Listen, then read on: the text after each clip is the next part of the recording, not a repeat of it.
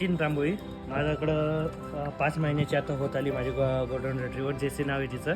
सैनिक दादांनी 5-6 सेशन घेतले. त्याच्यात ती सीट डाऊन, नंतर सल्यूट करणं, नंतर हँडशेक करणं हे शिकली आहे. अजून भरपूर गोष्टी ती थोडं शिकते, पण या 4-5 कमांड्स ते प्रॉपर शिकून गेलेली आहे. अजून भरपूर सेशन्स बाकी, त्याच्यात ती भरपूर अजून काही शिकल.